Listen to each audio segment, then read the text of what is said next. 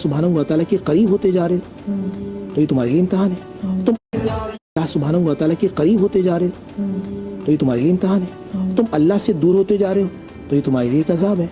अगर अब रिस्क मामला ये कि आप मुतमईन होना, इत्मीनान वाली कैफियत, और जब इत्मीनान वाली कैफियत किसी को नसीब हो जाती है तो ये सबसे बड़ा अल्लाह सुब्हानहू व तआला का फजल और कमाल होता है। इससे तो ज़्यादा अमीर आदमी कोई नहीं है जो। अच्छा, अब मैं यहाँ कुछ नुस्खे बता दूँ। ये हदीस रसूल सल्लल्लाहु अलैहि वसल्लम है, अल्लाह के नबी सल्लल्लाहु अलैहि वसल्लम के पास एक शख्स आया। अब इसमें दो रवायत बयान करूँगा। एक तो वो है कि या रसूल अल्लाह, ये मेरा भाई है, मैं इसको कमा के खिलाता हूँ, और या रसूल अल्लाह मैं बड़ी मेहनत कर रहा होता हूँ मगर ये कुछ भी नहीं करता।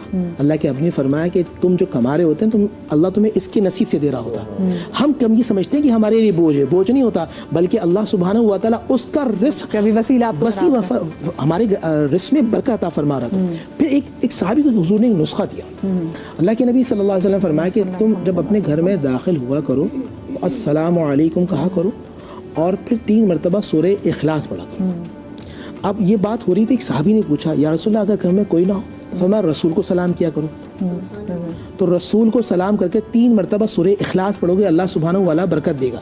चंद दिनों के बाद वो वापस आया और कहने लगा या रसूलल्लाह बरकत तो हो गई मगर मेरे इर्द गिर्द जो मेरे पड़ोसी हैं उन पे बहुत ज़्यादा हो रही है।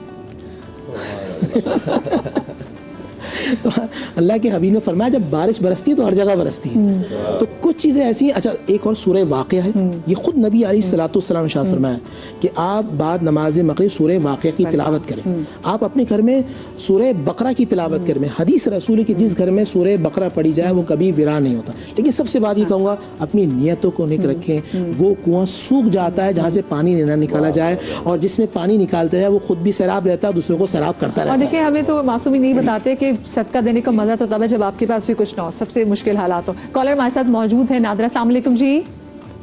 अस्सलाम वालेकुम, कैसी हैं आप? बिल्कुल ठीक, अल्लाह का शुक्र। नादरा जी क्या पूछना चाहेंगी?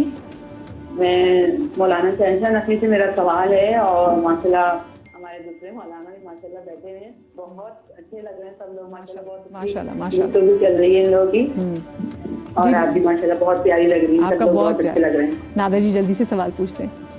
नादरा, मेरा सवाल ये है कि आजकल इतनी परेशानियां चल रही हैं घरों में, सब जगह रिस्क में कमी है, तो रिस्क के सिलसिले में कह रही कोई अच्छी सी दुआ मौलाना साहब बताएं मुझे।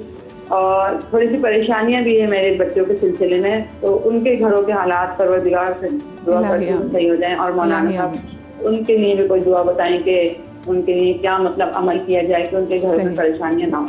इलाही, ठीक है जी, जरूर जल्दी से वैसे तो क्योंकि गुफ्तगू ही सारी जो हो रही है वो इनके